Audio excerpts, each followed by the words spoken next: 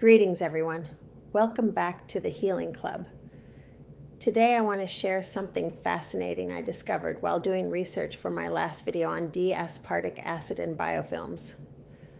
While I was digging deeper into that topic, I kept seeing one thing appear over and over again in the research, something called the NMDA receptor.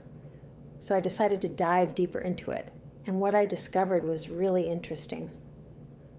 The NMDA receptor plays a major role in several important processes in the body, including learning, memory, brain development, communication between brain cells, and even aspects of immune signaling.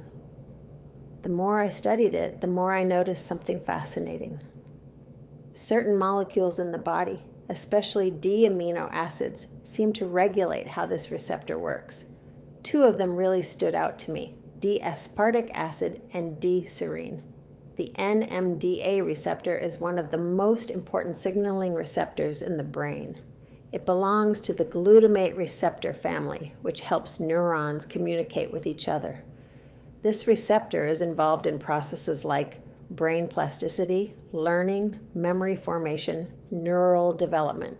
Scientists sometimes refer to it as a coincidence detector. And that's because it only activates when several signals occur at the same time. For the receptor to open, three things must happen. Glutamate must bind to the receptor.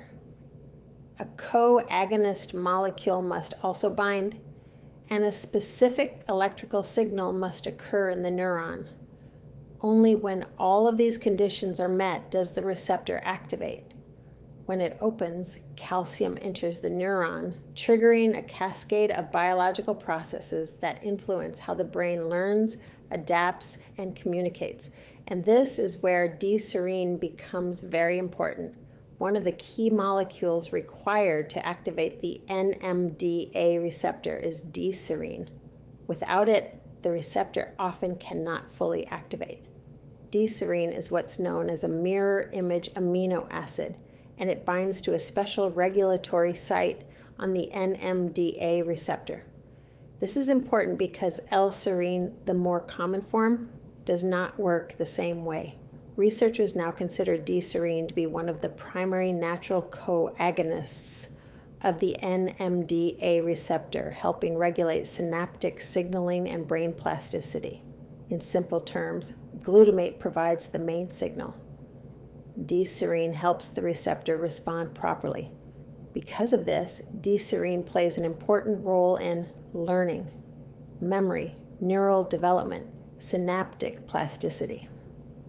Scientists have been studying NMDA receptor activity in many neurological and psychiatric conditions, including depression, Alzheimer's disease, schizophrenia, post-traumatic stress disorder, obsessive-compulsive behaviors. Researchers have also explored whether NMDA signaling may play a role in autism, and that was something that really caught my attention during my research journey. In my last video, I talked about D-Aspartic Acid and the biofilm. That molecule also interacts with NMDA-related pathways and glutamate signaling. So when you look at these two molecules together, D-aspartic acid can help stimulate NMDA-related pathways. D-Serine helps regulate the receptor so it can activate correctly, almost like a two-part system. And that's why I started thinking about D-Serine as a secondary layer in this process. But the story gets even more interesting. Many bacteria actually produce D-amino acids, including D-Serine.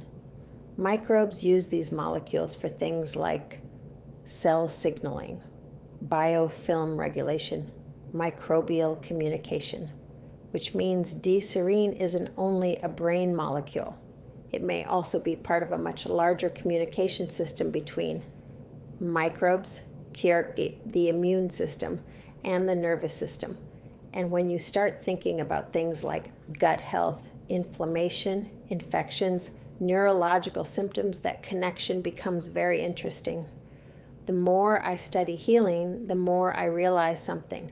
The body isn't made up of isolated systems. The brain, the immune system, and the microbiome are constantly communicating with each other. And molecules like D-Serine may be part of that communication network. But this is where my research started to get even more interesting, because parasites, pathogens, bacteria, and infections can also influence NMDA signaling. So in my next video, I'll be exploring how infections may influence NMDA activity, the relationship between glutamate signaling and inflammation, and the connection between the microbiome and brain signaling. If you're interested in that research journey, make sure to like and subscribe so you don't miss it. Until next time, happy healing.